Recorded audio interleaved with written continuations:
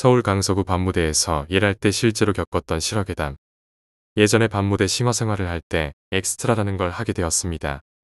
엑스트라는 다른 팀의 싱어가 급한 일로 빠지게 되면 그 자리를 메꿔주고 일당으로 돈을 받는 일이었습니다. 밤무대 레퍼토리는 어디서나 비슷해서 사전에 맞추기만 하면 바로 무대에 올라가도 상관이 없었습니다.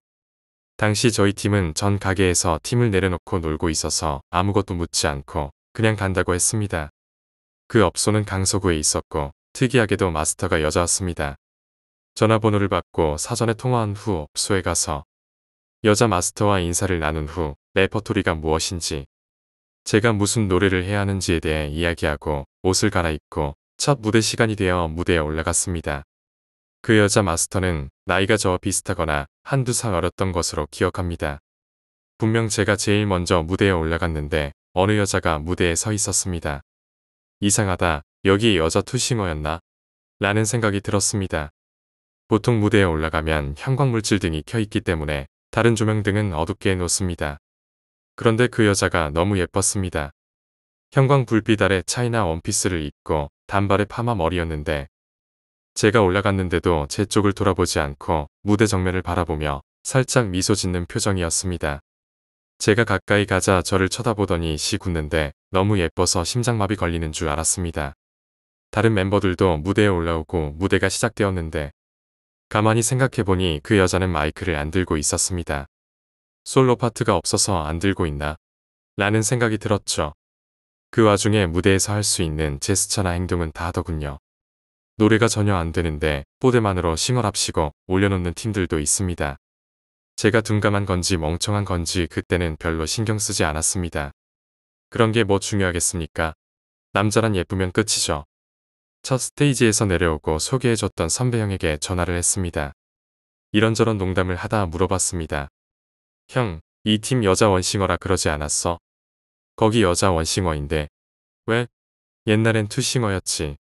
알았다며 전화를 끊고 저는 그저 옆에 있던 여자가 얼굴 마담 같은 건가라고 생각했습니다. 저야 단순한 엑스트라로 왔으니 상관할 바 아니었죠. 다만 하루 종일 그 예쁜 애랑 나란히 같이 무대에 있겠구나라는 생각만 하고 있었습니다. 그런데 두 번째 스테이지부터는 그녀가 보이지 않았습니다. 에이 뭐야라는 실망감으로 그날 그럭저럭 스테이지를 끝냈습니다. 내려와서 그 여자에 대해 물어보자니 속 보이는 것 같고 그렇더군요. 엑스트라 와서 남의 팀 여자한테 추근댔다 소문 나는 것도 남사스럽고 해서 그냥 입을 다물었습니다. 그러고 나서 마스터에게 일당을 받으러 갔죠. 그런데 팀 마스터가 그날 일한 돈을 주며 물어보더군요. 저 그런데 오늘만이 아니라 한동안 저희 팀 일 좀 같이 봐주실 수 있으세요? 저야 마다할 필요가 없었죠. 그날 일해보니 스테이지도 40분짜리 4개여서 편했고 가게 분위기도 널널해서 그런다고 했습니다.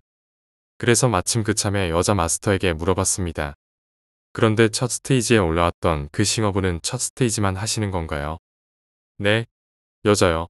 저 말고 무슨 여자요? 그녀가 생뚱맞다는 듯이 되묻더군요. 전 좀 멍해졌습니다. 그 첫 스테이지에 제 옆에 계셨던 여자분이요. 첫 스테이지에 저 말고 다른 여자는 없었는데요. 그때 뭔가 찌릿하더군요. 그에 대해서 더 물어보기도 그래서 그날은 그렇게 마무리하고 집으로 돌아가면서 그 팀을 소개해준 형한테 전화를 해봤습니다. 형, 이 팀 이상해. 왜? 뭐가 이상해? 누가 찝적대? 아니 분명 내가 첫 스테이지에 올라갈 때 여자 투싱어였거든. 근데 첫 스테이지에도 여자가 원싱어였대. 선배 형이 대뜸 그럽니다. 그래, 그럼 내가 귀신을 봤나 보지. 이 망할 놈의 형 같으니. 집에 갈 때쯤 되니 좀 무섭더군요. 그런데 이미 다음 날도 나오겠다고 말을 해놨으니 빼도 박도 못하는 상황이었죠. 그 바닥이 원래 좀 그렇습니다. 말에 대한 신용도가 떨어지면 팀마다 소문이 돌아서 발붙이기가 힘들죠. 그렇게 다음 날부터 다시 무대에 올라가는데 그때부터는 그 여자가 보이지 않더군요. 며칠 지나자 저도 착각했겠거니 하는 생각이 들더군요. 팀원들과도 조금씩 친해지고 열흘쯤 지났을 때였습니다. 마지막 스테이지 시간이 되어서 무대에 올라가서 무대를 준비하고 있는데 여자 마스터가 오더니 제 귀에 대고 묻더군요. 오늘 끝나고 회식할 건데 괜찮으시죠? 저는 마다할 이유가 없었기 때문에 회식에 참석하기로 했습니다. 회식에서 멤버들이 모여 술을 마셨습니다. 웃고 떠들며 왁자지껄하게 마셨는데 뭔 놈의 팀이 술 마시다 한 명씩 빠져나가더군요.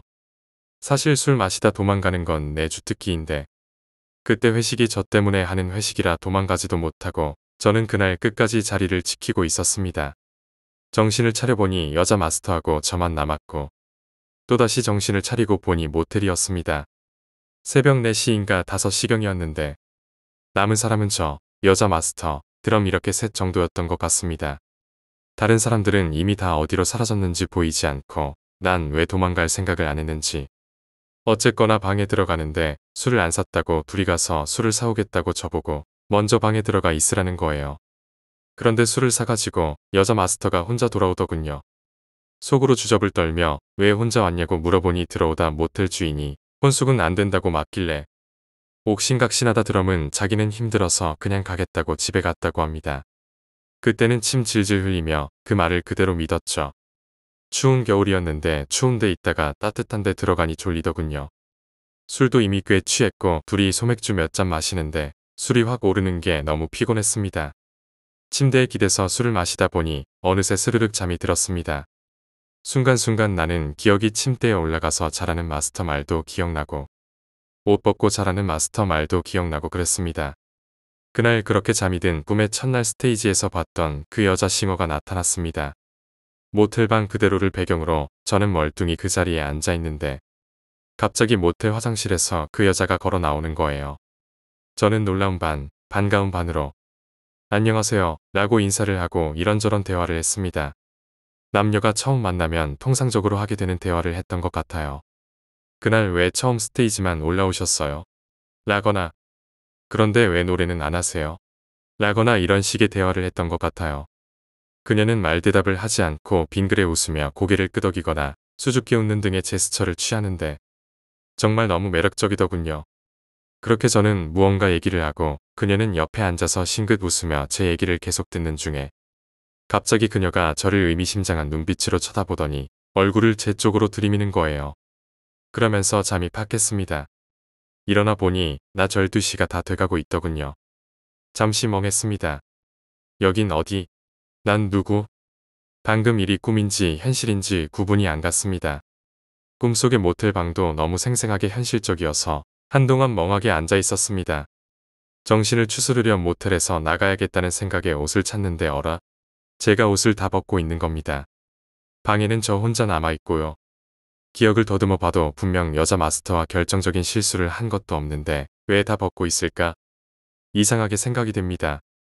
어쨌건 빨리 방에서 나가기 위해 옷을 찾는데 이게 뭐야?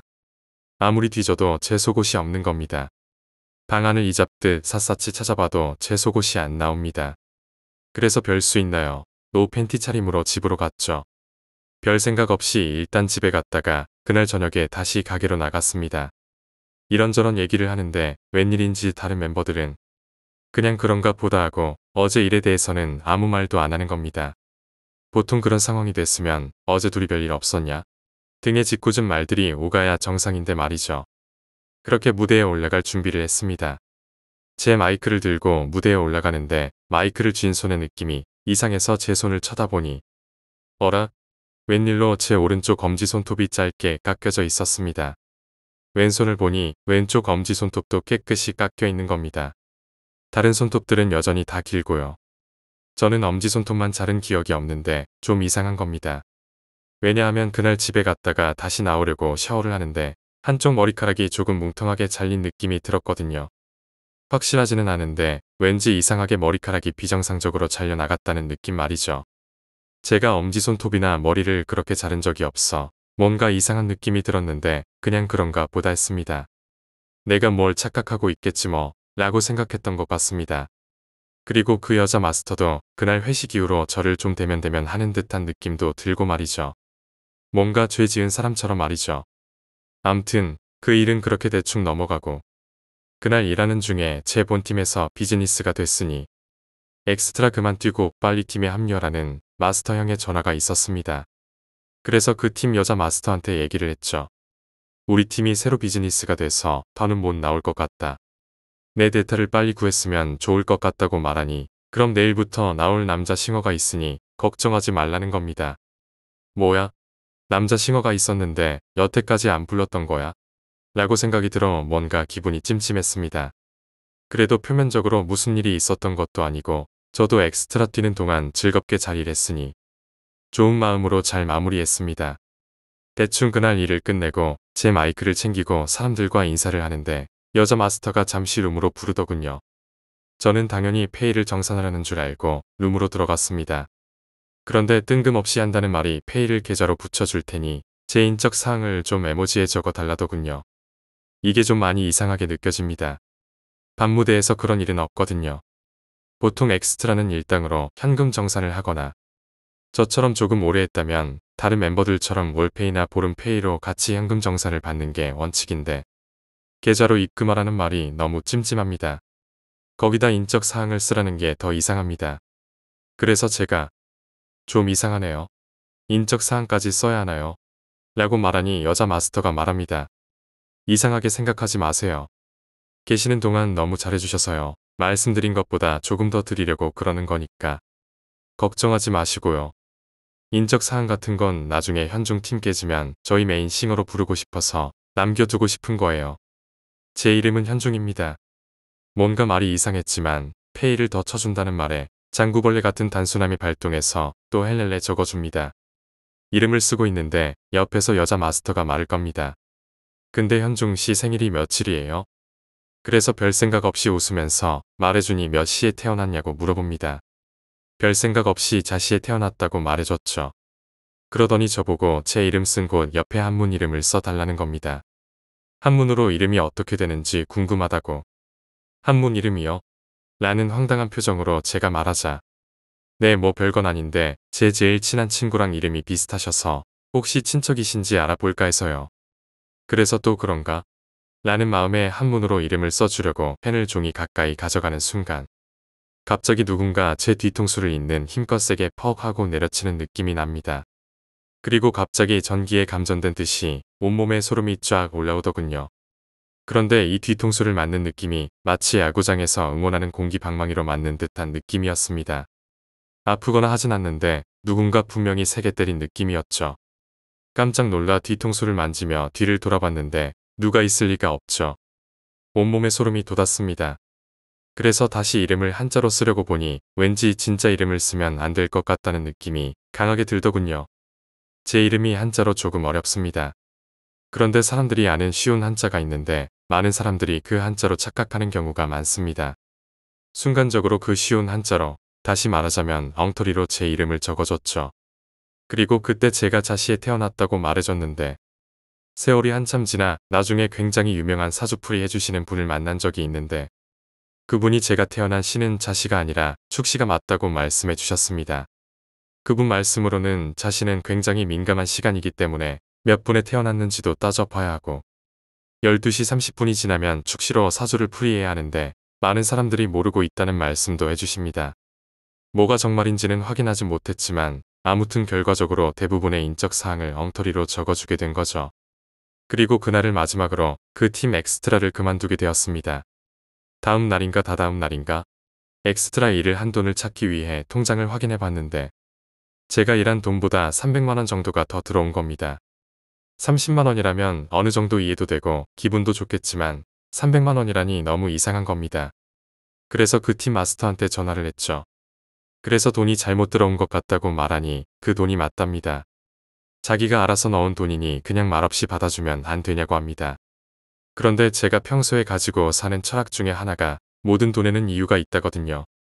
현대인들이 수세기에 걸쳐 이렇게 놓은 경제학의 법칙은 깊고도 오묘해서 살아보니 아무 이유 없는 돈이란 건 없더군요.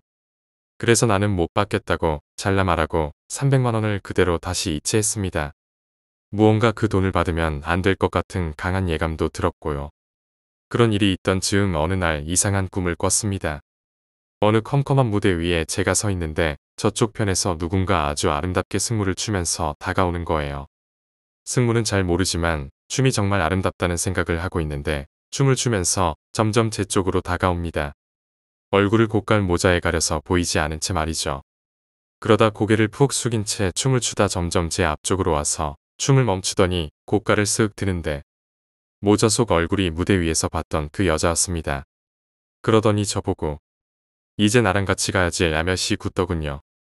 꿈속에서도 이건 뭔가 잘못됐다는 생각에 가슴이 철렁 내려앉는데 제 뒤에서 누군가가 크게 욕을 하는 소리가 들리며 잠이 깼습니다. 잠에서 깨니 얼떨떨합니다. 이 시기에 제가 꾸는 꿈은 뭐가 꿈인지 뭐가 생시인지 구분이 잘 가지 않던 시기였던 것 같습니다. 그 꿈을 기점으로 저는 한동안 그 여자 꿈을 계속 꾸게 됩니다.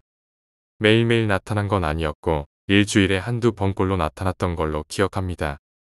그런데 이상하게 그 여자가 싫거나 무섭지 않더군요.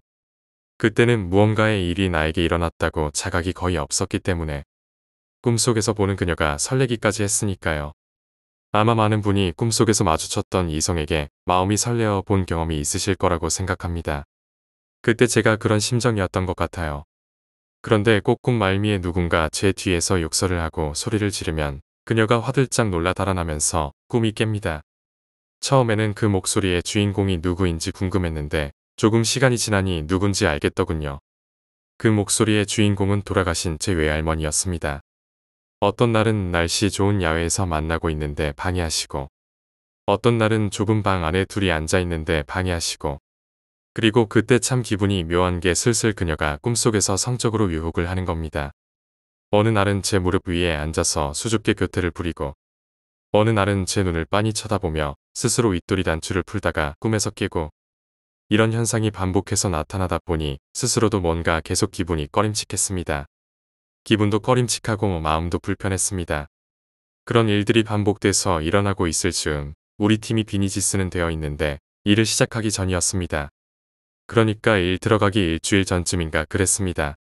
어느 날도 그런 꿈을 꾸고 멍하게 앉아 있었는데 문득 갑자기 낚시가 무척 가고 싶은 겁니다. 전날까지 아무 생각 없었는데 갑자기 낚시가 가고 싶은 거예요. 그런데 그 추운 날 예전 제가 자주 가던 낚시터는 다 얼어붙어 있을 거고 무슨 생각에서인지 일단 주섬주섬 낚시 장비를 대충 차에 싣고 김포에 있는 낚시터로 향했습니다. 물이 얼었으면 드라이브나 하고 오지 뭐라는 심정으로 말이죠. 김포에 제가 자주 가던 낚시터가 있었는데 정말 외진 곳에 있어서 많은 사람이 알지도 못하고 돈도 받지 않던 무료터가 있었습니다. 지금도 있을지 아직 모르겠네요. 암튼 차를 몰고 그쪽으로 가니 역시나 겨울철이라 물도 거의 말라있고 그나마 있는 물도 꽁꽁 얼어있더군요. 차를 언덕배기에 세워놓고 저수지 아래쪽으로 내려가 담배를 피워 물었습니다. 물은 얼었어도 정말 고즈넉하고 좋더군요. 파카에 양손 다 찔러놓고 쪼그리고 앉아서 담배를 피면서 저수지 쪽을 바라보고 있을 때였습니다. 갑자기 제 귀에다 대고 어떤 여자가 이렇게 추운데 여기 왜 왔어? 빨리 가자라고 말을 하는 겁니다. 깜짝 놀라고 소름이 돋아서 주위를 돌아보니 아무도 없더군요. 그러면서 순식간에 알 수 없는 공포감이 밀려옵니다. 좀 전까지만 해도 평화롭고 멀쩡했는데 말이죠. 사람이 공포감이 엄습할 때는 한꺼번에 파도처럼 밀려오더군요. 이것저것 생각할 것 없이 차로 후다닥 뛰어 올라갔습니다. 그리고 시동을 걸어서 엑셀을 밟았는데 이런 젠장. 산모퉁이 오르막길에 차를 대놨었는데 차 바퀴가 헛돕니다. 정말 식은땀이 나더군요. 외진 산속이라 오가는 사람 하나 없고요. 밖에 나와 바퀴를 보니 바퀴의 아래쪽으로 살얼음이 얼어 있어 쉽게 빠져나가기 힘든 상황입니다. 도대체 여길 왜 왔는지 정말 후회되더군요. 주변의 바퀴 아래 뭔가 될 게 없나 찾아보는데 마땅한 게 없습니다. 혹시 다른 부목을 댈 만한 게 있나 찾아보러 위쪽으로 올라가 봤습니다. 그 낚시터를 그렇게 오래 다녔어도 위쪽으로 가본 적은 없거든요. 그런데 정말 깜짝 놀랐습니다. 그 위쪽 아래편으로 거대한 공동묘지 숲이더군요. 진짜 그 추운 겨울에 식은땀은 삐질삐질 나고 온몸은 공포감에 휩싸여서 후덜거리지 정말 미치겠더군요. 그리고 위쪽을 쳐다보니 왠지 사람이 다녔던 듯한 샛길이 보이는 겁니다. 그래서 내친 김에 그리로 올라가 봤습니다. 혹시 무언가 있지 않을까 싶어서요. 그런데 조금 더 올라가니 그 위쪽으로 조그마한 남자가 하나 있는 겁니다. 그 앞쪽에 차도 한 대 서 있더군요. 왠지 암자도 보고 차도 보이니 갑자기 마음이 안정되었습니다. 그때 그 앞쪽에 스님 한 분이 껄렁껄렁하게 지나가십니다. 진짜 이분은 껄렁껄렁이라는 표현이 가장 잘 어울립니다. 누가 보면 중인지 양아치인지 모를 포스로 어슬렁어슬렁 앞을 걸어가고 있더군요. 그런데 양아치면 어떻고 땡중이면 뭐 어떻습니까? 그때 뭐 이것저것 따질 때가 아니었죠. 제가 물어봤죠. 저 스님, 저 아래 제 차가 못 움직이고 있는데 좀 도와주실 수 있습니까? 제 딴에 그렇게 말을 하면 차를 가지고 내려와 끌어내 주겠지라고 생각했거든요. 그랬더니 그 땡중님이 걸어가다 저를 힐끗 쳐다보더니 뭐 그럽시다 라고 쿨하게 대답하더군요. 그러더니 창고 같은 곳으로 가더니 못 쓰는 이불 같은 걸 들고 나옵니다. 같이 내려와서 그걸 제 차 앞 바퀴 쪽에 대놓으니 한 방에 차가 올라가더군요. 그래서 그 위쪽 평지 쪽으로 차를 대놓고 고맙다고 인사를 하니 기왕 이까지 온 것도 인연이니 차나 한잔 하고 가랍니다. 저도 공포감도 많이 가셨겠다. 차도 빼냈겠다. 따라가서 차를 마시며 이런저런 얘기를 나눴습니다. 자세히 기억은 안 나지만 뭐 하시는 분이냐? 이 겨울에 여기는 왜 왔냐? 등의 이야기를 나눈 것 같습니다. 얘기를 나눠보니 정말 껄렁껄렁한데 아기도 없고 나름 재미있고 그런 분이시더군요. 스님답지 않게 우스갯소리도 잘하시고요. 이런저런 이야기를 나누다 겨울이라 해가 짧아 벌써 어둑어둑해지려 하기에 그만 가보겠다고 일어섰죠. 그런데 스님이 저를 따라 일어서다가 저를 보며 시익 웃으며 기절초풍할 얘기를 합니다. 이복의 처사, 가는 건 가는 건데 따라온 여자는 여기 떨궈놓고 가게. 네, 여자라니요? 제가 당황해서 물었습니다. 그런데 그 말이 생뚱맞다거나 처음 듣는 말인 듯한 느낌이 아니라 흐릿하게 알고는 있었는데 누군가 다시 한번 확인시켜준 느낌, 그런 느낌이었죠. 당황한 제 반응에 아랑곳하지 않고 스님이 껄껄 웃으며 이야기합니다. 처사 혹시 절 해봤어? 절이요? 절 안 해본 사람이 어딨습니까? 라고 얘기하니 자기를 따라오랍니다. 식은땀 삐질삐질 흘리며 따라가니 큰 염주를 하나 주더군요. 지금 이 염주에 달린 게 108개요. 절 한 번 할 때마다 하나씩 세면서 하면 까먹지 않고 108배 할 수 있으니까 지금부터 시작해요. 난 옆에 있을게. 처음에는 뭐 108배쯤이야 신문에서 보니 너도 나도 다 하더만 이라는 생각으로 시작했습니다. 저는 108배를 하고 있고 옆에서 스님은 목탁을 치면서 연불 같은 걸 중얼중얼 거리고 있고 108배가 쉽지 않더군요. 배 땡기고 다리 땡기고 나중엔 너무 힘들어서 똥까지 마려웠습니다. 나중에 들어보니 절하는 근육이 또 따로 있어서 처음 절하는 사람들은 정말 많이 힘들다고 하더이다. 근데 이게 또 코미디인 게 절하다가 염주를 어디쯤 돌린지 몰라서 헤매고 헤매다가 에라 모르겠다. 나중에는 대충 몇 개 했겠지라며 건너뛰고 그렇게 절을 마무리했습니다. 정신이 다 혼미해지더군요. 암튼 그렇게 절을 다 하고 법당에 풀썩 주저앉아 있는데 옆에서 연불을 외우시던 스님도 연불을 중단하시더군요. 그러더니 대뜸 저를 쳐다보고 됐어, 이제 가세요. 뭐지? 이거 뭐 밑도 끝도 없이 가라니. 그래서 제가 예?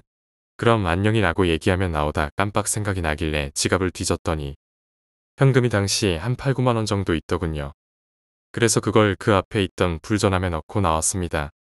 밖은 완전 깜깜해져 있고 차까지 내려오는 산길이 무서워 후다닥 뛰어내려와서 차를 타고 집으로 향했습니다. 그런데 왠지 집으로 되돌아가는 길이 마음이 헐없습니다. 정말 편안한 마음으로 집에 와서 옷을 갈아입고 이것저것 하다 다시 잠이 들었습니다. 그런데 그 여자가 꿈에 또 나왔습니다. 이 돌팔이 땡중. 내가 껄렁껄렁 다닐 때부터 알아봤어야 하는데 돈 아까워라고 생각했죠. 그런데 그날 꿈은 다른 날과는 사뭇 조금 달랐습니다. 제가 저희 집 마루 소파에 앉아 있었고 그 여자가 나타나서 같이 놀고 있는데 역시나 뒤편에서 저희 외할머니가 버럭 소리를 치십니다. 똑같이 그 여자는 도망가고 평상시라면 그 정도에서 잠이 깼겠죠.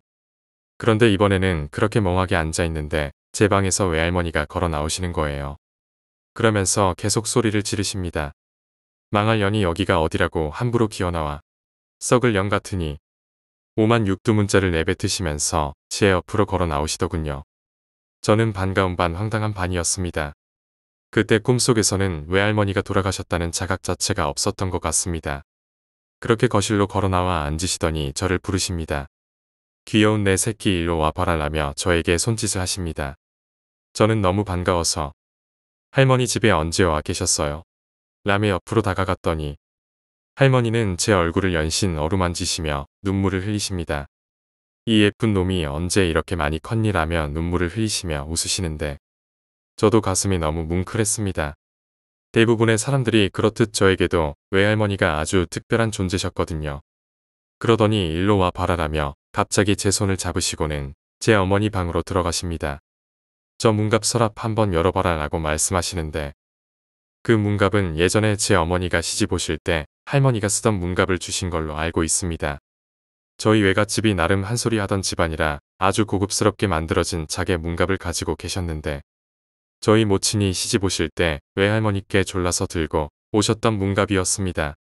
암튼 문갑의 작은 서랍을 열었더니 은으로 된 반지 하나가 있더군요. 앞으로 그거 꼭 끼고 다녀라. 알았지? 나 반지 끼는 거 싫어하는데 이거 꼭 하고 다녀야 돼. 까불지 말고 그거 꼭 끼고 다녀라. 그리고 이제 그 일은 그만해도 된다. 밑도 끝도 없는 말씀을 하십니다.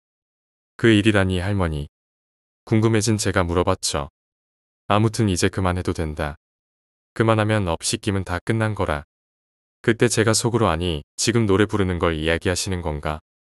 그런데 할머니가 그걸 어떻게 아시지? 라는 혼란스러운 생각이 듭니다. 가봐야 이제 거기는 내 자리가 없을 거다. 이제 너도 내 길 가야지. 라고 말씀하시며 계속 제 얼굴을 쓰다듬으시더군요. 밑도 끝도 없는 얘기에 황망하긴 하지만 외할머니가 얼굴을 쓰다듬으며 웃으며 이야기하시는데 마치 제가 초등학생으로 되돌아간 느낌이 났습니다. 추운 겨울에 밖에서 한참 뛰어놀다 집으로 들어가면 집에 계시던 외할머니가 제 얼굴을 그렇게 어루만져 주셨거든요. 나는 이제 시간이 없어서 빨리 가야 된다. 그리고 현중아, 나중에 시커먼 사람이 찾아오면 너는 절대 아무것도 모른다 그래라. 누가 찾아와요? 시커먼 게 뭔데? 아무튼 명심해라. 너는 절대 모른다고 딱 잡아떼야 된다. 알았지? 그러다 잠이 확 깼습니다. 침대에 앉아 있다가 화들짝 잠이 깼어요. 마치 경련이 와서 잠이 깨는 것처럼 말이죠. 이게 꿈인지 뭔지 너무 생생해서 한동안 멍하게 침대에 앉아 있다가 어머니 방으로 들어가 외할머니가 말씀하신 문갑의 서랍을 열어봤습니다. 그런데 정말 그곳에 반지가 있더군요. 꿈에서는 하얗게 반짝반짝하던 반지였는데 마치 황동색처럼 뻘겋게 변색된 반지가 하나 있습니다. 일단 그걸 꺼내보니 은으로 만들어진 반지의 양각으로 알 수 없는 무언가에 글씨가 써져 있더군요. 그걸 화장실로 들고 가칫솔에 치약을 묻혀 살살 닦아보니 다시 고유의 반짝반짝한 은색이 살아나더군요. 반지가 원으로 이어져 있는 게 아니라 끝이 떨어져 있어. 크기를 조정할 수 있게 만들어진 반지라 손쉽게 제 손가락에 맞게 조정할 수 있었습니다. 그날 저녁에 어머니께 여쭤보니 그 반지는 예전에 시집 올 때 외할머니가 어머니께 주셨던 반지라고 하시더군요. 너 끼고 다녀. 별로 신경 쓰지 않고 간단하게 말씀하십니다. 그런데 여기 써있는 글씨는 뭐예요? 여쭤보자 그 글씨는 온마니 반매움이라는 글자랍니다. 해석하자면 처음부터 끝까지 평탄하게 이루어지게 하나이다라는 뜻이라고 하네요. 맞는지 틀린지는 모르겠지만 그때 당시 기억에는 그렇다는군요. 그때부터 그 반지를 끼었습니다. 그런 말씀 드려봤자 혼만 날게 뻔하기 때문에 할머니 꿈 얘기는 모친에게 하지 않았죠. 그리고 꿈속에 외할머니가 해주신 말씀을 곱씹고 있었습니다. 내 갈 길 가라는데 그럼 이제 무대 일을 그만두고 다른 일을 찾아야 하나? 그래도 내가 남자 메인 싱어인데 그만둔다고 어떻게 해야 하나? 이런저런 생각들이 들기 시작했습니다. 그때쯤 예전 직장에서 모시고 있던 사수에게 전화가 왔습니다. 예전 제 첫 직장의 사수였는데 죽도 잘 맞았고 아주 친했었죠. 너 뭐하고 사냐? 이렇게 묻는데 깜짝 놀랐습니다. 제 번호는 어떻게 아셨어요? 이런저런 얘기를 나누다 지금 자기가 있는 회사에 들어오라. 대우는 알아서 잘해줄 테니. 뭐 이런 대화를 나눴고 생각해 보겠다는 얘기를 한 후 전화를 끊었습니다. 하던 사업 다 말아먹고 자포자기한 심정이었을 때 그래 이미 한번 꼬꾸라진 거. 이참에 주류사회에서 한번 벗어나서 특이한 삶을 한번 경험해보지 뭐. 이런 생각으로 밤무대 일을 시작하게 됐습니다. 어찌 보면 삶의 일탈 같은 행동이었습니다. 또 제 삶의 목표 중 하나가 나중에 글 쓰는 삶을 살고 싶었기 때문에 젊었을 때 이런저런 경험도 해보는 거지 뭐라는 심정도 강했죠. 문제는 이미 그 상태에서 내가 발을 빼고 싶다고 발을 싹 빼기는 힘든 시점이었습니다. 어쨌거나 저는 팀의 메인 싱어였고 어떻게 보면 메인 싱어는 팀의 얼굴이라. 다음 주면 다른 업소로 출근을 해야 하는데 메인 싱어를 함부로 바꾸기는 힘든 노릇이죠. 대부분의 팀 색깔은 그 팀 메인 싱어로 결정되기 때문에 얼굴마담 같은 노릇도 해야 하니까요. 그래서 내린 결론이 서서히 일을 봐주다 새 업소에서 안정이 되면 그만두겠다고 말해야겠다고 가닥을 잡았습니다. 그날 저녁에 새 레퍼토리를 맞추는 연습 때문에 팀원들이 모이기로 약속이 되어 있어서 이리저리 나갈 준비를 하려고 하는데 때마침 팀 마스터 형님에게 전화가 울립니다. 별 생각 없이 약속 시간 확인하려고 전화했나? 라는 생각에 전화를 받으니 전화 건너편에서 마스터 형님의 목소리가 흘러나옵니다. 잘 쉬고 있냐? 우리 들어가려던 업소 문 닫았다. 마스터 형님이 짧게 이야기하시더군요. 그러니까 일주일 후 들어가야 할 업소가 문 닫은 겁니다. 이게 팀에서는 굉장히 큰 타격이죠. 팀 내려서 논 지 꽤 됐는데 들어가기로 한 가게가 문을 닫으면 또 얼마나 놀아야 할지 기약이 없는 겁니다. 그날로 제 마이크를 낙원에 들고 나가 처분했습니다. 왠지 꿈에서 할머니 말씀도 있고 이제 그 세계를 떠나야 할 것 같은 예감이 들더군요. 그리고 선배 형에게 말해 그쪽 회사로 출근하겠다고 말했습니다. 머리도 다시 회사원처럼 깎고 양복도 새로 맞추고 이런저런 준비를 하다 열흘 뒤 정도부터 출근하기로 하고 신변 정리를 하고 있던 중이었습니다. 그때 시점부터 짬짬이 무대 위 그 여자가 꿈에 나오긴 하는데 전과는 조금 다른 상황으로 나오게 됐습니다. 예전처럼 제 무릎에 앉아서 교태를 부리거나 애교를 떠는 게 아니라 저 건너편에 서서 저를 원망의 눈초리로 째려보는 식으로 바뀌어서 나타나더군요. 아무래도 꿈속에 그 여자와 뭔가 정리가 덜 된 것 같은 찜찜함을 떨칠 수가 없어 다른 일 시작 전에 일단 예전 엑스트라를 했었던 팀 여자 마스터에게 전화를 해봤습니다. 그런데 제 전화를 안 받더군요. 몇 번을 해봐도 안 받습니다. 그래서 일하며 조금 친해졌었던 그 팀 베이시스트에게 전화를 했더니 전화를 받더군요. 물어보니 제가 출근을 그만두고 며칠 있다 그쪽 팀도 깨졌다는 말을 하더군요. 여자 마스터는 연락이 왜 안 되냐고 물어보니 자기가 전화해보고 얘기해준답니다. 그날 저녁 바로 그 팀 여자 마스터에게 전화가 오더군요. 전화가 와서 통화를 하긴 했는데 이런 황당한 이야기를 어디서부터 어떻게 얘기해야 할지 모르겠더군요. 밑도 끝도 없이 나한테 무슨 짓을 한 거냐고 묻기도 그렇고 제가 요즘 이상한 일들에 시달리는데 이렇게 울을 때자 그 여자가 다짜고짜 자기를 한번 찾아올 수 있겠냐더군요. 그래서 일단 알았다고 했습니다. 약속 장소가 그녀 집 근처였던 것 같습니다. 일단 만나기 전에 어떤 식으로 말을 풀어야 하나 한참을 고민했습니다. 제가 의심되는 모든 부분이 사실 심증만 있지 물증이 없는 상태이기 때문에 일단은 포괄적인 질문부터 점점 줄여나가기로 마음을 먹었습니다. 어차피 뭔가 본인이 찜찜한 일을 했다 해도 저한테 솔직히 말하지 않을 것이라고 생각했죠. 제가 말했습니다. 혹시 저희 회식하고 모텔 갔을 때 뭐 이상한 일 없었어요? 이렇게 말하니 그 여자가 저를 빤히 쳐다보더군요. 속으로 그래봐야 그런 말을 솔직히 나한테 할 리가 없지라고 생각하고 있는데 그녀가 말합니다. 속옷 가져간 거 말씀하시는 건가요? 갑자기 그렇게 나오니 제가 당황했습니다. 말도 안 하고 가져가서 죄송해요. 라고 아주 쿨하게 대답하더군요. 그러면서 자고 있을 때 머리를 잘라간 것도 맞고 손톱을 잘라간 것도 맞답니다. 그녀가 솔직하게 나오길래 저도 제가 겪었던 이야기들, 꿈 이야기를 했습니다. 물론 그 스님을 만난 이야기나 꿈에 나왔던 외할머니 이야기는 뺀 채 이야기했죠. 주로 내가 요즘 너무 안 좋은 꿈에 자꾸 시달린다. 이런 일들이 그쪽이 가져간 내 물건들과 연관이 있느냐? 이런 식의 질문을 했습니다. 한참을 얘기를 듣다 갑자기 말없이 뭔가 곰곰이 생각을 하더군요. 그러다 갑자기 자기 과거 얘기를 합니다. 자기가 원래 어린 시절 신촌에 있는 모 대학을 다니다 그만두고 무대에서 가수를 하고 있는 중이랍니다. 좀 많이 놀랐습니다. 그렇게 좋은 학교를 다녔는지 몰랐거든요. 근데 왜 학교 졸업이나 취직을 하지 않고 노래를 하냐고 제가 재차 물었습니다. 그녀에게 여동생이 하나 있었답니다. 어린 시절부터 공부도 잘했고 모범생이었던 그녀와 달리 말썽도 자주 부리고 얼굴이 예뻐 남자 문제도 일으키고 했던 소위 말하는 날라리 기질이 다분했던 미경이라는 동생이 있었는데 그녀 꿈이 가수였답니다. 그런데 고등학교 졸업하자마자 죽었다는군요. 교통사고였는데 본인이 낸 음주운전이었습니다. 그런데 그녀가 덜컥 죽고 나서 시간이 조금 흐르자 갑자기 본인이 무대에 서고 싶어 미치겠더라는 거예요. 그걸 자기 어머니한테 상의해봤더니 어머니가 밤무대 싱어 일을 하라고 했다군요. 일단 그 얘기를 듣는데 제 상식으로는 이해가 되질 않더군요.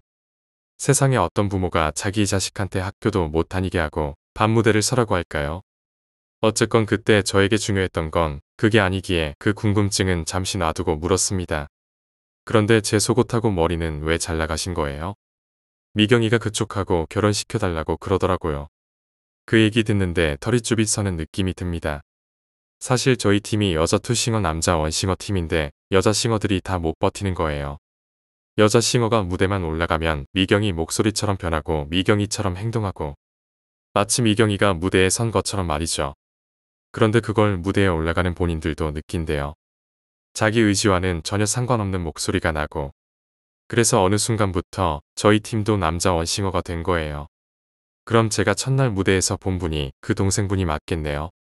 제가 그렇게 말을 하자 또 고개를 푹 숙이더니 한동안 말없이 앉아있더군요. 그렇게 한참을 앉아있다 고개를 들더니 갑자기 잠깐 같이 가자고 했습니다. 머리 빠져있던 저는 일단 그녀가 시키는 대로 쫓아갔습니다. 그녀는 월곡동 쪽 주택가 방면으로 들어가서는 어떤 2층 연립주택으로 들어가더군요. 얼떨떨하지만 따라 들어갔습니다. 그곳 1층에 위치한 주택집 문을 열고 들어오라더군요. 그런데 들어가면 느껴지는 기분이 왠지 쎄합니다. 구조도 일반 집과는 조금 다른 것 같고 뭔지 모를 향냄새 같은 것도 나고 그런데 집 안쪽에서 누군가가 인기척을 느꼈는지 어떤 아주머니가 방문을 열고 걸어 나오십니다. 그런데 그 아주머니가 아래 위로 온통 새까만 옷을 입고 있습니다. 옷만 까만 게 아니라 뭐랄까 딱 떼하자마자 이미지가 까맣다였습니다. 그때 돼서야 꿈속에 외할머니가 해주셨던 말씀이 생각나 오싹하더군요. 그분은 여자 마스터의 모친이셨는데 무속인이시더군요. 여자 마스터가 자기 어머니에게 이러저러 해서 저를 오늘 만나고 데리고 왔다고 이야기하자 갑자기 그 어머니가 제 손을 덥석 잡으십니다. 추운데 오느라 수고했어요. 저기 방에 들어가서 얘기합시다. 저를 건넌방으로 데리고 가십니다. 그 방에 들어갔는데 벽에 걸려있는 사진을 보고 기절초풍할 뻔했습니다. 벽에 꿈속에 나오던 그 여자가 웃고 있는 사진이 걸려있더군요. 제가 놀라는 걸 눈치채셨는지 그 어머니가 시익 웃으시며 이야기합니다. 그래 총각, 무슨 이야기를 왜 들었는지는 모르겠는데 이게 별거 아니에요. 그냥 산 사람은 아무 상관이 없는 거야. 아무 상관없이 저쪽 편 영가들은 많이 행복해질 수 있는 거거든. 그러자 뒤에 있던 여자 마스터가 이야기합니다. 엄마, 그게 왜 상관이 없어. 그래서 내가 하지 말자고. 라고 말을 하자 그녀 어머니가 황급히 말을 자릅니다. 시끄러 너는 이 방에 가 있어. 그녀도 자기 어머니의 앙칼진 목소리에 한번 저를 힐끗 쳐다보더니 다른 방으로 나가더군요. 그러더니 저를 보더니 다시 시익 웃으며 말합니다. 그러면서 저에게는 아주 사근사근한 말투로 말을 계속 이어가십니다. 제 말은 신경 쓸 거 없어. 언젠가부터 둘째 딸년이 꿈에 나타나 마음에 드는 남자가 생겼다고 결혼시켜달라고 졸랐는데 얘기 들어보니 그게 총각을 두고 하는 말이었어요. 총각, 사람들이 이러니 저러니 떠드는 거 신경 쓸 거 없어. 그 사람들이 다 뭘 모르고 떠드는 거야. 라고 이야기하며 스윽 제 앞으로 다가와 앉아 제 손을 잡습니다. 다가와 맞잡은 그분 어머니 손은 굉장히 거칠거칠했습니다. 무속인의 손이 그렇게 거친지 처음 알았습니다. 우리 이렇게 하는 게 어때요? 내가 사위 하나 얻은 셈치고 좋은 차가 됐든 뭐가 됐든 총각이 원하는 거 하나는 들어줄 테니까 인심 좋게 받아들여줘요. 만면에 아주 사람 좋은 미소를 듬뿍 안고 제 손을 쓰다듬으며 이야기합니다. 그런데 이게 좋게 표현하자면 쓰다듬는 건데 또 다른 표현으로 하자면 내가 허락하기 전에는 내가 이 손 절대 안 놔준다는 듯한 강압이 서려있는 듯한 결기 같은 것이 전해져 옵니다. 그렇게 그 아줌마의 이야기를 듣고 있자니 여태까지 벌어진 일련의 사태들이 퍼즐 조각이 맞춰지듯 한꺼번에 좌악 그림이 맞춰지더군요. 상황이 그쯤 되자 갑자기 이 집 자체가 무서워지기 시작했습니다. 그런데 그때 솔직히 마음속으로는 그래 뭐 그깟 일로 그냥 속 편하게 말해주고 말아나는 생각도 일견 없지는 않았습니다. 그때 마음속으로 사정도 딱 한 대 말해줄까? 라는 심정과 아냐 그게 말이 돼 무슨 말도 안 되는 소리를 하고 있어. 내 삶은 삶이 아냐? 라는 생각이 서로 마구 교차하고 있는데 그 무속인 뒤로 누군가 서 있는 듯한 형상이 느껴지더군요. 사람이 있었나? 라는 생각에 다시 쳐다보니 저희 외할머니가 화난 표정으로 그곳에 서 계신 거예요. 깜짝 놀라 고개를 도리질치고 다시 보니 역시 아무도 없더군요. 그런데 외할머니를 본 것 같은 느낌이 들자 정신이 화들짝 납니다. 그리고 아주머니에게 말했습니다. 만약에 아주머니 아들이 있었다면 그리고 그 아들이 저 같은 상황이라면 아주머니는 결혼시키셨을까요? 그 말을 듣자 갑자기 그 무속인의 표정이 웃음기를 깨끗이 거두고 다시 표독한 표정으로 돌아오더군요. 그러면서 잡고 있던 제 손을 휙 내팽개칩니다. 너 지금 나랑 말장난하자는 거야? 총각 지금 뭐 착각하나 본데 지금 총각은 선택 권한이 없어. 갑자기 큰 소리로 누군가의 이름을 부릅니다. 양군아 이리 나와봐라.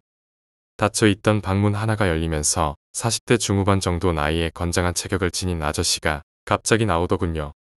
방에서 덩치가 산만한 아저씨가 하나 나오는데 정신이 아찔해집니다. 갑자기 위기감이 들어 집 구조를 살펴보니 창문은 창살이 붙어 있어 나갈 수 없을 것 같았어요. 거실을 지나 현관문 쪽으로 가는 길에는 그 덩치 좋은 아저씨가 버티고 서 있어서 순간적으로 생각한 게 그 아저씨가 가까이 올 때 급소 중에 한 곳인 울대를 치고 달려나가야겠다고 생각하고 있었습니다. 아저씨가 다가오자 무속인 아줌마가 말합니다. 양군아, 이 친구 주리를 틀건 떡매를 치건 제대로 된 사주 좀 받아내라. 주머니 뒤져서 주민등록증 확인도 좀 하고. 앙칼지게 말하더군요. 아저씨가 한 발짝 다가오고 있고 저는 거리를 보고 여차하면 바로 일어나서 울대를 올려치려고 생각하고 있는데 닫혀있던 여자 마스터 방문이 벌컥 열립니다. 엄마, 이제 그만 좀 하라고. 왜 엄마 죽은 딸 때문에 살아있는 멀쩡한 남자를 괴롭히냐고. 버럭 소리를 지르며 나옵니다. 걸어오던 남자와 무속인 아줌마의 눈길이 그쪽으로 쏠리고 그 무속인 아줌마가 전 연희지 동생 위하는 일인데 부정타게 헛소리를 짓걸요. 이렇게 말하는 순간 앉아있던 제가 강하게 일어나며 그 아저씨를 퍽하고 벽 쪽으로 밀쳐내고 후다닥 거실을 지나 현관으로 뛰기 시작했습니다. 일단 신발을 들고 뛰어나와 거리까지 내달린 후 재빨리 신발을 신고 후다닥 계속 달렸습니다. 뒤에서 누군가 뛰어나오는 소리가 들렸는데 뒤도 돌아보지 않고 계속 달렸습니다. 한참을 어딘지 모를 구불구불한 동네 골목길을 뛰어다녔던 걸로 생각합니다. 한참을 뛰어다니니 어딘지 모를 큰 길이 나오고 그 앞쪽에 지구대 하나가 보이더군요. 숨을 몰아세우며 주위를 살펴보니 다행히 누군가 계속 쫓아오는 것 같지는 않습니다. 다행히 지구대 앞이라 안심이 돼서 조심조심 주위를 살피며 제 차를 세워놓은 곳까지 겨우 도착했습니다. 운전석에 앉아 문을 잠근 다음 숨을 돌리고 있었습니다. 그리고 뭐 흘리고 온 물건 없나 소지품을 뒤적뒤적거리는데 여자 마스터에게 부재중 통화가 67통 와 있더군요. 욱하는 심정도 들고 해서 바로 전화를 연결했습니다. 지금 어디세요? 라고 차분한 목소리로 말하더군요. 왜요? 말해주면 와서 또 잡아가려고요. 빈정거리는 말투로 응대하자 가만히 한숨을 짓더군요. 죄송해요. 엄마가 그렇게까지 할 거라고는 생각 못했어요. 그렇게 말하자 그녀 어머니와 대립각을 세우던 그녀의 모습이 떠올라 마음이 좀 누그러졌습니다. 죄송하다는 말씀드리려고 전화드렸어요. 다 제 잘못이긴 한데 그래도 어쨌건 사과드릴게요. 그래서 일단 알았다. 내가 지금은 경황이 없으니 다음에 다시 연락하겠다고 말하고 집으로 향했습니다. 집으로 향한 다음 들어가기 전에 소주 한 병을 사서 들어갔습니다. 맨정신으로 잠이 오지 않아 소주 한 병하고 잘 생각이었죠. 집에 조용히 들어가니 웬일인지 제 방에 어머니가 앉아 계십니다. 왜 제 방에 계세요? 라고 말씀드리는데 왠지 표정이 싸하십니다. 그러고 보니 방 여기저기 뒤진 듯한 흔적도 보이고요. 너 요즘 어디서 또 뭐하고 돌아다니냐? 라고 물으시더군요. 이게 뭘 가지고 말씀하시는 거지? 라는 생각이 들면서 머릿속이 복잡해집니다. 어떻게 대답을 해야 하나 고민하고 있는데 그러시더군요. 요즘 밤마다 꿈에 내 할머니가 나타나서 너 왜 아들한테 신경도 안 쓰냐고 야단야단 치셔서 내가 아주 미칠 지경이다. 너 무슨 일 있지? 라고 말씀하십니다. 이거 순간적으로 머릿속이 아주 복잡해지더군요. 그래서 그냥 눈치고 남 모른다. 별일 없다며 끝까지 우겼죠. 그랬더니 어머니가 내일 시간 있으면 절에 좀 태워달라십니다. 기분이 꺼림칙하긴 했지만 그러겠다고 대답하고 그날은 마무리되었습니다. 문제는 다음날 일어났죠. 어머니가 가자고 했던 절은 청량리 근처에 있었는데 사실 절이라고 하기에도 좀 애매해 보였습니다. 빌딩 건물 앞맨 위층에 절이 있더군요. 아니 뭐 이런 대절이 다 있어? 라고 생각했습니다. 그런데 그쪽 스님들이나 다른 보살님들과 어머니는 꽤 친한 듯 하더군요. 대부분의 사람들과 이런저런 인사와 말씀을 나누시고 저는 꽂아놓은 보릿자루 마냥 구석 쪽에 앉아 뻘쭘하게 언제 가나 기다리고 있었는데 안쪽 불투명 유리로 칸막이 해놓은 방에서 다른 스님 두 분이 이야기를 나누며 걸어 나오시더군요. 그런데 한 분이 낯이 있다 했더니 강화도에서 마주쳤던 그 스님인 겁니다. 저한테 108배 시키셨던 날라리 돌팔이 스님이요. 그 스님도 저를 보시더니 알아보신 듯 하고 멈추고 한참 쳐다보시더니 껄껄대며 한참을 웃으십니다. 그 스님 덕분에 아주 적나라하게 모친에게 털어놔야 했습니다. 그날 그 일련의 얘기들을 털어놓으며 모친에게 들었던 주된 단어는 멍충이, 미련한 놈, 밥통 같은 놈, 제비 같은 놈 등이었습니다. 얘기를 들어보니 그곳이 스님들 무슨 교육 같은 걸 하는 곳인데 그 스님이 강의하러 일주일에 3번 정도 온다고 하더군요. 그래서 저, 모친, 강어도 스님, 그곳 큰 스님 이렇게 5이 모인 자리에서 적나라하게 제가 겪은 일을 이야기했습니다. 큰 스님은 아주 박장대소하면서 무슨 재밌는 영화 이야기 듣듯이 웃으면서 들으시더군요. 얘기가 끝나자 흥분한 모친의 등짝 스매싱이 이어질 때 얘기를 듣고만 있던 큰 스님이 이야기하십니다. 보살님, 걔는 때리지 마세요. 걔는 사주를 정확히 적어줬어도 별 탈 없었겠는데 뭐. 그래서 제가 물었죠. 그렇죠. 그게 뭐 죽은 사람이랑 결혼한다고 해도 산 사람한테는 별거 아닌 거죠. 죽은 사람이 산 사람을 어떻게 이겨요? 또 그 무속인 아줌마한테 엉터리로 들은 사탕 발린 말을 내뱉었습니다. 별거 아니지 이 친구야. 시름시름 앓다 죽기만 하면 되는데 인간은 누구나 다 흙으로 돌아가는데 그게 뭐 별건가? 얘기하자면 길지만 어쨌건 저는 새 직장에 출근 전까지 일주일 내내 그 절에 가서 108배를 하는 걸로 그 일은 마무리되었습니다. 어머니가 그 무당집 어디냐며 찾아가서 다 불질러 버리겠다는 걸 말리느라 좀 힘들었지만 큰 스님이 그럴 필요 없다고 적당히 말씀하시니 좀 안정을 찾으시더군요. 어머니가 말씀은 하지 않으셨지만 이런저런 제도 올리고 앵마기도 하시고 했던 것 같습니다. 얘기하자면 길지만 그 일은 그렇게 일단락되었습니다. 끝이 뭐 이렇게 싱겁냐? 라고 생각하시겠지만 픽션이라고 제가 말씀드렸긴 하지만 그래도 제가 겪었던 사실을 기반으로 살이 입혀지고 짜깁기가 된 이야기라 테마록처럼 끝이 화려하고 창대하지 못합니다. 그 무대 위 여자는 이후에 한 3개월 후 정도인가 다시 제 꿈에 나타난 적이 있습니다. 연지곤지 바르고 전통 혼례 복장 같은 옷을 입고 말이죠. 꿈에 그렇게 나타나 수줍은 듯이 굳는데 그 웃음의 모멸감, 비꼬음, 자랑하는 듯한 여러가지 복합적인 표정을 나타낸 것 같습니다. 그리고 나중에 들은 이야기로 그 여자 마스터는 무속인이 됐다고 하더군요. 전화통화도 했었습니다. 그런데 원래 본인이 무대에 섰던 게 신을 받지 않으려던 일종의 도피처였다고 하더군요. 제가 그럼 신 내린 게 동생 탓 때문이 아니냐고 묻자 그냥 웃더군요. 이 얘기는 이렇게 끝이 납니다.